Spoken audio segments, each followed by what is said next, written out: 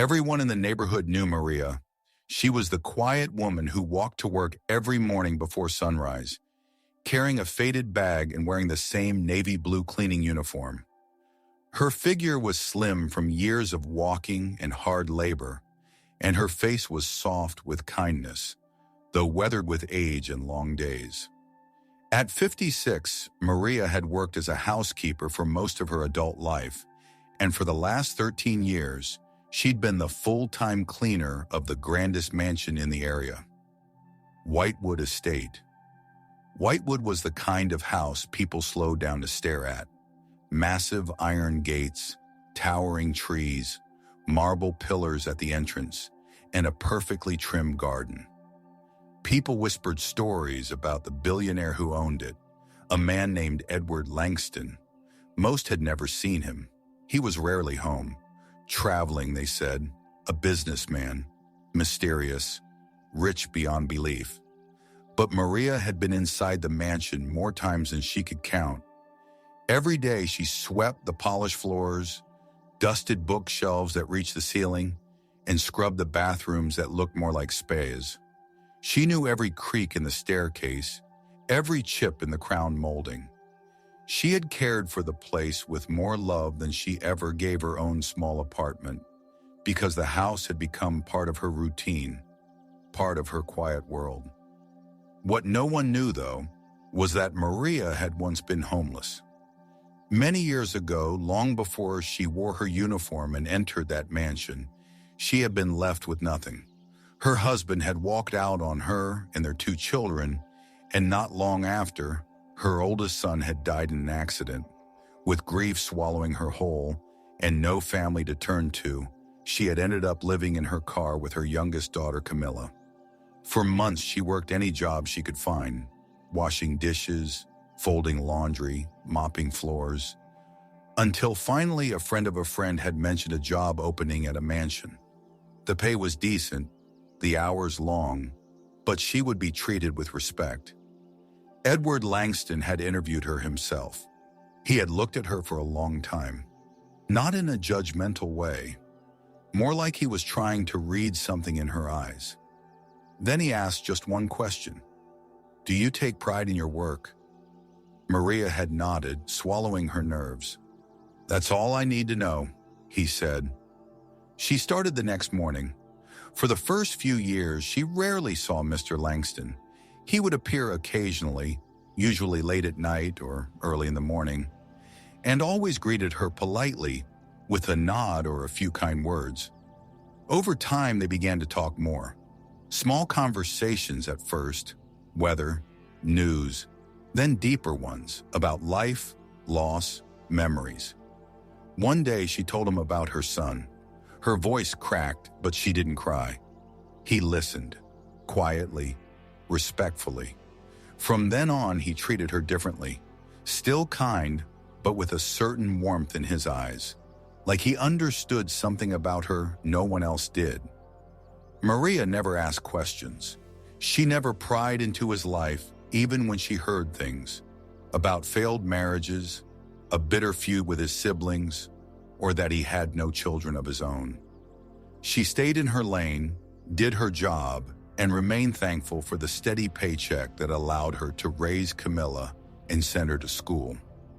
The mansion became her second home. She decorated it gently during holidays, placing pine cones on the fireplace in December and fresh flowers in the kitchen in spring. She fixed small things without being asked. If she found a scratch on a table, she'd polish it out. If a light bulb was flickering, she'd replace it. No one had to tell her. She just cared. Then one day, Edward Langston died. It was sudden, a heart attack in his sleep while traveling in Switzerland. Maria found out the next morning when a lawyer called the mansion to inform the staff. She froze. Her hand gripped the phone tightly, and she sat in silence long after the call ended. She didn't know what would happen next. Would she lose her job? Would the mansion be sold? Would his relatives, the ones he never spoke of, come in and change everything? Weeks passed. Then a letter arrived for her, hand-delivered. no return address. Inside was a summons to the reading of Mr. Langston's will. Maria almost didn't go. She thought there had been a mistake.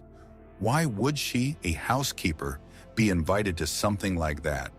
But her daughter Camilla convinced her. "Maybe he left you something small," she said gently. "You were good to him, Mama." So Maria went.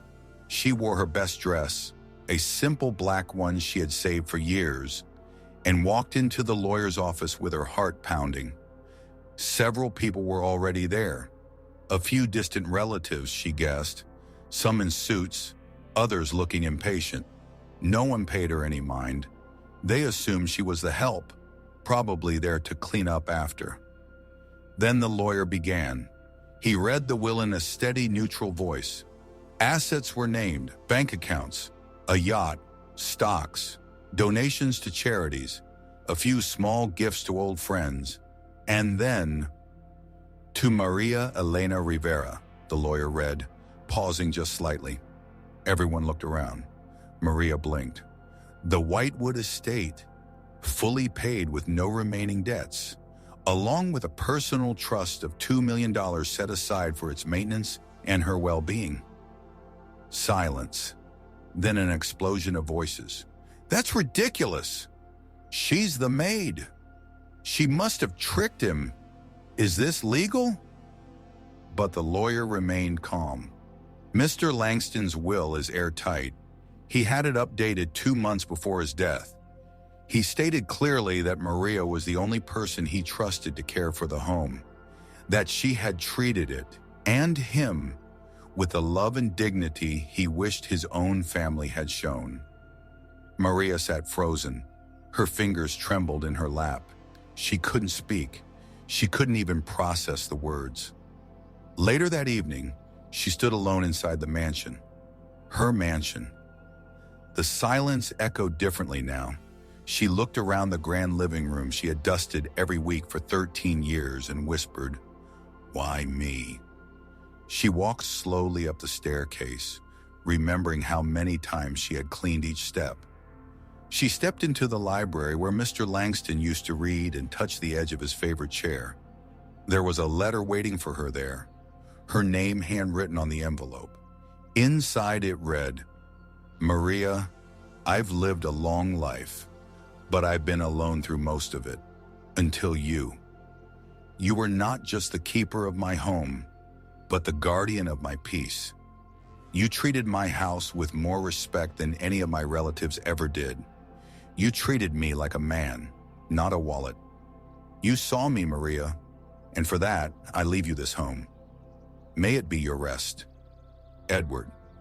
She cried for the first time in years, not just because of the gift, but because someone had seen her, not as a servant, not as a cleaner, but as a human being worthy of trust, of honor, of inheritance. Maria didn't sell the mansion. She kept living there. She opened parts of it as a shelter for women like her. Single mothers, the displaced, the forgotten. She used the trust money wisely, never spending lavishly, always giving generously. And sometimes when the sun set and golden light poured through the tall windows, she would sit in Edward's old chair with a cup of tea and whisper, "Thank you, sir. I'll keep it shining." She had once believed her life would never amount to more than scrubbing floors. But now she walked the halls of a mansion she owned, not because she asked for it, but because her quiet faithfulness was seen by the one person who mattered. Sometimes the most extraordinary things happen to the most ordinary people, not because they chase wealth or recognition, but because they show up every day with love, humility, and honor. Maria never asked for the mansion, but her kindness left an imprint deeper than marble or gold.